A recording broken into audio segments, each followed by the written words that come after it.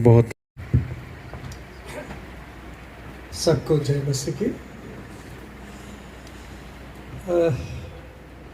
मेरा दिल भारी है, लेकिन मैं खुश हूँ कि आज मेरा बेटा,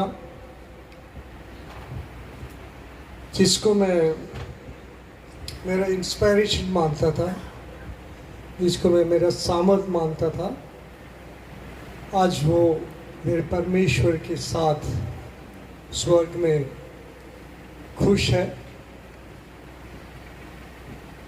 मेरे पास शब्द नहीं है कि मैं मेरे मन में जो दुख भी है, साथ में खुशी भी है, कि मैं उसको जाहिर करूं।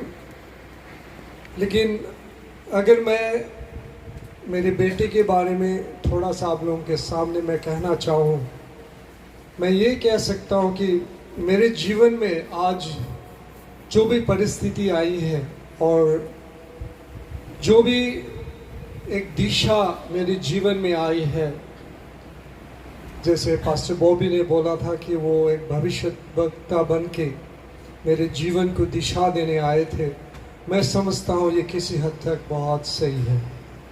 मैं ज़्यादा लंबा नहीं बोलूँगा, लेकिन एक चीज़ को मैं सामत के साथ मैं कहना चाहता हूँ कि मेरे जीवन में जो दिशा प्रभु ने दिया है, वो दिशा संपूर्ण रूप से मेरे इस बेटे के कारण एक दिशा प्रभु ने, एक मकसद को प्रभु ने मेरे जीवन में दिया। मैं जब मेरे हाई सेकेंडरी करके 12th क्लास एग्ज़ाम देने के बाद मैं कंफ्यूज था, बहुत सारी बातों को सोच रहा था। मेरे पिता ने बोला कि मेरे एक बेटे को मैं परमेश्वर को देना चाहता हूँ, तुम जाओ, तुम्हारा अंकल निकोलस के पास जाओ, जाके तुम उनको बोलो कि तुम्हें बाइबल ट्रेनिंग में भेज देगा, किसी कॉलेज में चले जाओ पढ़ाई के लिए। लेकिन मैं तुरंत पिताजी को बोला कि मैं अभी कुछ समय इंतज़ार करना चाहता हूँ, क्योंकि मैंने दिल्ली में एरोनॉटिकल इंजीनियरिंग के लिए मैंने अप्लाई कर रखा है। अगर वो आता है तो मैं उसको पहले करूँगा, उसके बाद मैं सोचूँगा। और उसी की दूसरी दिन मैं जब मुझे खबर मिला कि मेरे एरोनॉटिकल इंजीनियरिंग में मुझे एडमिशन हो गया है, तो मैं पिताजी की बात न सुन के मैं दिल्ली चला गया।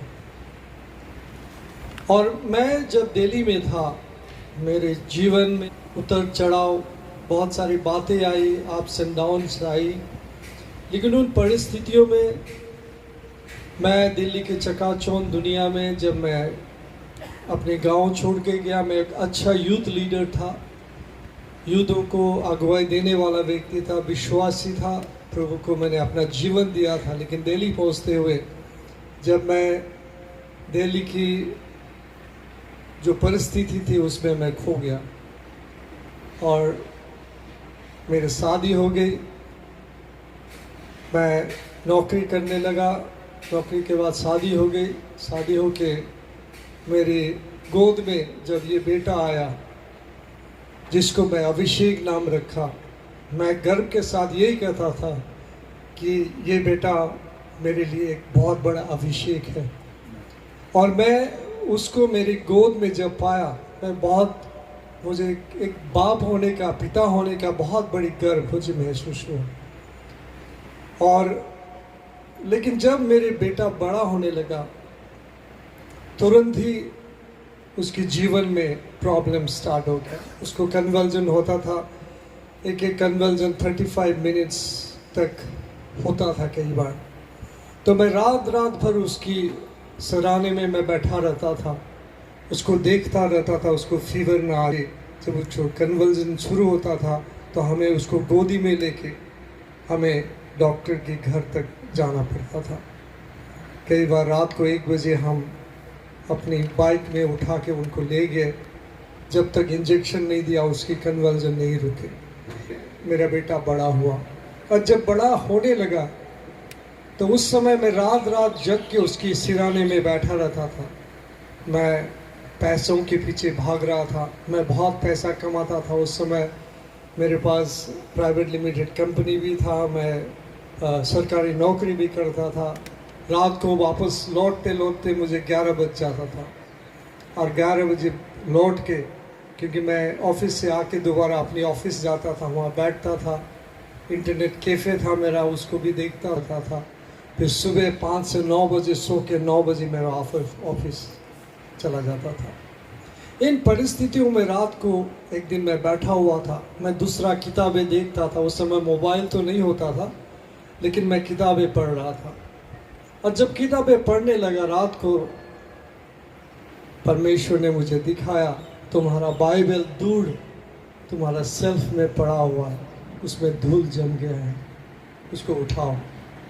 और मुझे याद है उस रात को मैं 12 बजे उस बाइबल को उठाया और मैं जब बाइबल को पढ़ने लगा, खोलने लगा, मेरे सारे वो दिन जब मैं अपने गांव में था, जवानों को मैं लीड करता था, प्रभु ने मुझे जिस परिस्थिति से उठाया था, जैसे मेरे जीवन में एक नया जीवन को डालते हुए एक नया आनंद को दिया था, उन सारे बातों को मुझे याद आया। कैसे मैं जवानों के बीच में संडे स्कूल में मैं कैसे काम करता था, सारी बातें मुझे याद दिलाया कि चकाचौंध परिस्थिति में अपने जीवन को तुम ऐसे उलझन में डाल चुके हो। तुम तुम्हारी बेटी के सिराने में बैठे हो। याद करो वो दिन जब मैंने तुमको चुना था मेरे कार्य के लिए। सब कुछ मेरे जीवन में है, लेकिन मेरे जीवन में खालीपन था। और परमेश्वर ने उसी दिन मुझे मकसद दिया कि तुमने अपने लिए बहुत कुछ कर लिया, अब मेरे लिए कुछ कर। और उसी दिन से मेरे सोच, मेरे डायरेक्शन, मेरे लक्ष्य बदल गए। और उसी दिन से मैं प्रार्थना करने लगा, प्रभु मुझे दिशा दो, तू मुझे क्या किस दिशा में ले जाना चाहता है। 10 साल मैंने प्रार्थना किया। जब मैं मेरे बेटे जो बीमार भी होते थे, जो बेटा नाराज होते देखा, उसकी मुंह में मैंने हर समय एक हंसी को देखा, एक आनंद को देखा। और उसकी हंसी को, उसकी मुंह में जो एक शांति की छाया थी, उसको देख के मैं मेरे जीवन में एक आनंद को, एक शक्ति को, एक इंस्पायरेशन को मैं पाता था। और वही कारण था कि आज प्रभु ने मुझे उस 10 साल प्रार्थना के बाद, जब मैं प्रभु से पूछा, अब 10 साल प्रभु मैंने प्रार्थना कर लिया, प्रभु मुझे रास्ता दिखाओ, मुझे क्या करना है, मैं नौकरी में रहूं या तेरे कार्य में रहूं, मेरा बेटा बीमार है, मैं कैसे करूं। लेकिन जब मैं पत्नी से सलाह किया, मेरी पत्नी ने बोला क्या या तो नौकरी करो या तो प्रभु की सेवा करो। और मेरे लिए इससे ज़्यादा बड़ा साइन, स्वीकृति नहीं था कि मेरी पत्नी ने मेरे साथ दिया। और मैं उसी समय निर्णय ले लिया कि मैं नौकरी छोड़ के प्रभु की सेवा में मैं आऊँगा। और वो दिन और आज के ये दिन मैं प्रभु के कार्य के लिए, मेरे बेटा जो आज मेरे साथ नहीं है, लेकिन वो मेरे लिए एक सामर्थ था, एक शक्ति था, एक इंस्पायरेशन था। मैं जब भी कभी थके हुए आता था, जब मैं उसको गले लगाता था, मेरे सारे थकान दूर हो जाता था।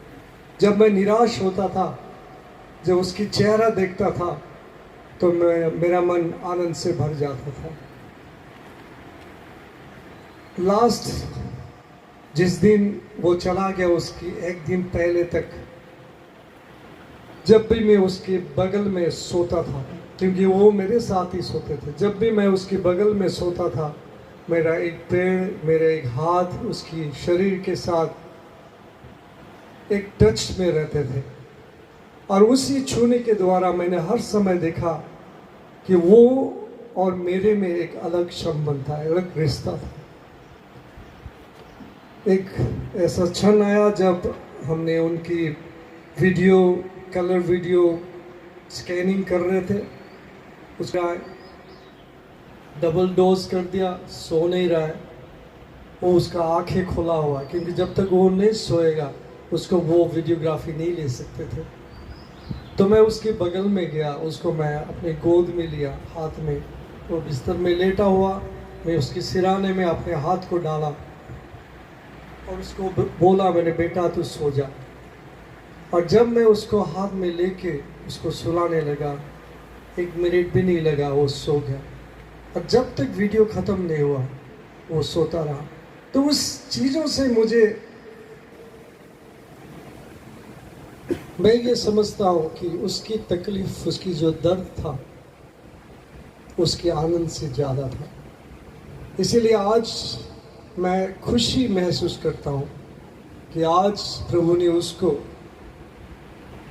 इस तमाम जो दुख उसके जीवन में था, जो खुशी के साथ हमारे साथ होने का खुशी उसका था, लेकिन उसके साथ साथ उसके शरीर में जो तकलीफ़ें थी, उस तकलीफ़ों से प्रभु ने उसको आज़ाद करके आज अपने पास बुला लिया। हमें दुख है कि वो हमारे साथ नहीं है, लेकिन जैसे पास्टर बॉबी ने बोला, आप लोगों ने बोला कि उसका जो मकसद था, उसका जो एक लक्ष्य था, प्रभु ने जिस पर्पस के लिए उसको इस जगत में भेजा था, उसको उसने हमारे परिवार में, मेरे जीवन में पूरा करते हुए वापस परमेश्वर के पास चला गया। वही अंतिम जो विषय है होते रहेगा। बहुत सारे लोग आए हैं, लेकिन कोई भी हमेशा के लिए नहीं रहा, क्योंकि परमेश्वर का ऐसा ही एक योजना होता है। लेकिन जो आत्मा प्रभु हमें देते हैं, क्योंकि वो खुद आत्मा है, वो हमेशा के लिए रह जाता है। आत्मा का नाश कभी नहीं होता है,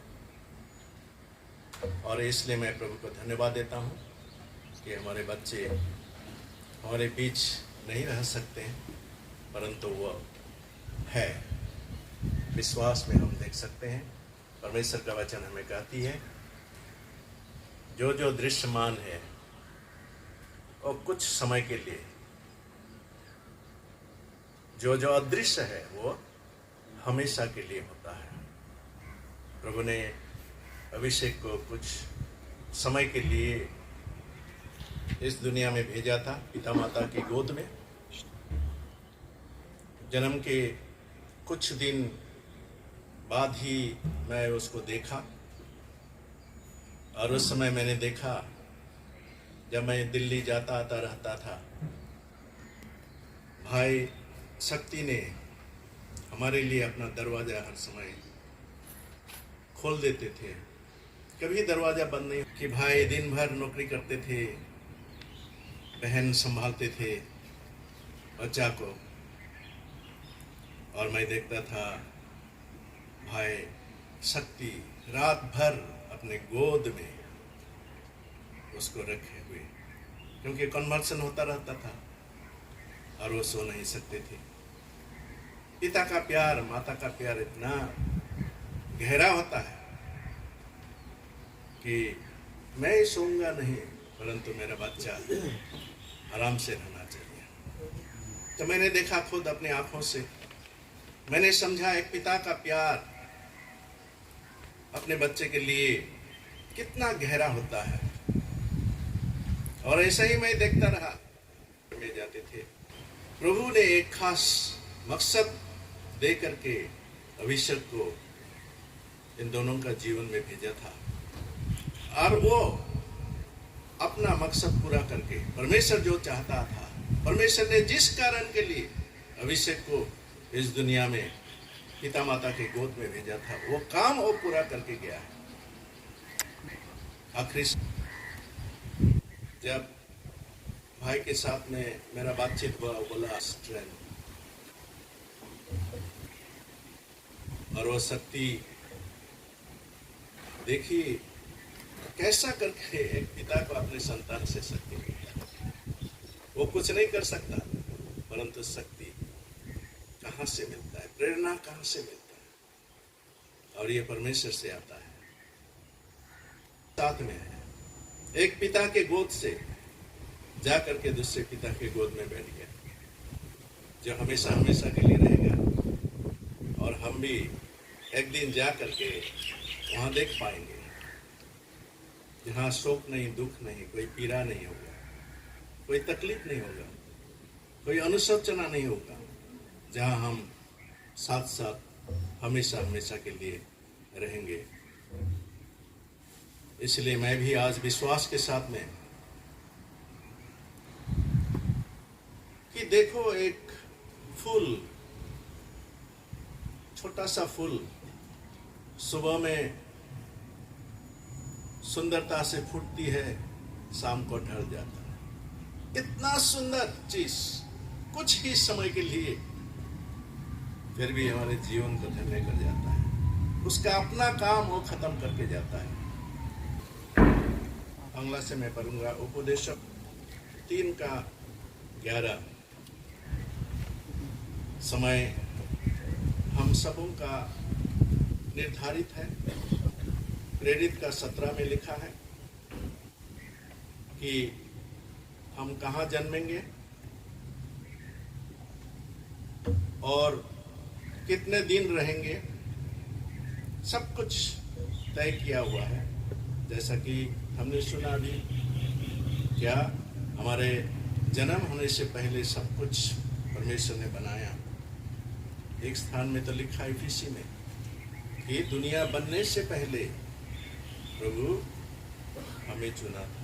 इस दुनिया बनने से पहले देखिए रिश्ता कैसा होता है जो हमेशा हमेशा के लिए रहता है। और सबोपदेश 3:11 में मेरे पास बांग्ला है, इसलिए मैं बांग्ला में पढ़ूंगा। তিনি সকলেই যথাকালে মনোহর করিয়াছেন, আবার তাহাদের হৃদয় মধ্যে চিরকাল রাখিয়াছেন। যে সবিশেষকে তিনি জীবনে এই পরিবারে এই পৃথিবীতে রেখেছেন, মনোহর সুন্দর করে রেখেছেন, যেটা আমরা আজকে উপলব্ধি করতে পারি। তাকে আবার অভিষেকের সঙ্গে আমরা মিলিত হতে পারব। আমার বিশ্বাস প্রভুতে রয়েছে, হ্যাঁ আমি একদিন অভিষেকের সঙ্গে মিলিত হব। সে আমাদেরকে দেখছে।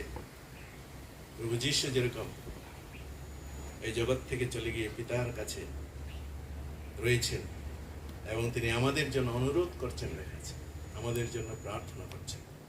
তিনি মৃত নন, তিনি জীবিত, পুনরুজ্জীবিত, মৃত্যুঞ্জয়ী প্রভু যীশু খ্রিস্ট। আমি বিশ্বাস করি আজ সেই মৃত্যুঞ্জয়ী প্রভু যীশু খ্রিস্টের সম্মুখে অভিষেক দাঁড়িয়ে আছে। একদিন আমরা মিলিত হব। আমাদের প্রত্যেকের হৃদয়ে প্রভু অনন্তকাল স্থাপন করেছে। আসুন আমরা সেই অনন্তের দিকে ধাবিত হব। এই ক্ষণকাল স্থায়ী জীবনের জন্য নয়, কিন্তু অনন্তকাল স্থায়ী জীবনের জন্য এই জগতে থাকতে প্রাণপণ করে। প্রভু আমাদের সকলকে আশীর্বাদ করুন। आमीन।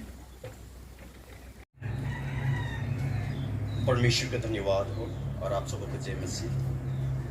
रोमी 14:7-8। क्योंकि हम में से ना तो कोई अपने लिए जीता है, ना कोई अपने लिए मरता है। यदि हम जीवित हैं तो प्रभु के लिए जीवित हैं, और यदि मरते हैं तो प्रभु के लिए मरते हैं। अतः हम जिए या मरे, हम प्रभु ही के हैं। तुम्हारा मन व्याकुल ना हो जाए, क्योंकि परमेश्वर हमारे साथ है। वो हमें कभी अनाथ ना छोड़ेगा, वो हमें कभी नहीं त्यागेगा। वो हमें अनंत काल का प्यार से प्यार करने वाला परमेश्वर है। वो हमारे साथ रहने वाला परमेश्वर है। वो ना जान के हमारे जीवन में कुछ भी नहीं होता है।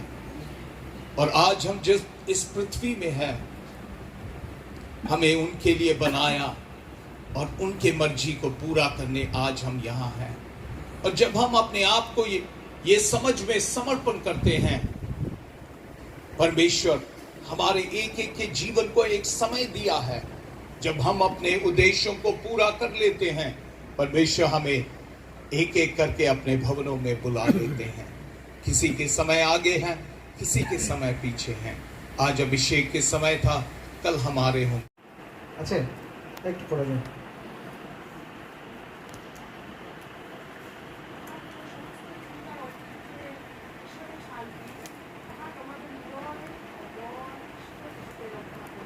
হ্যাঁ, অনেক সময় আমরা পথ চলা তোমার সাথে হবে কথা বলা, তোমার সাথে পথ চলা, তোমার সাথে হবে কথা বলা।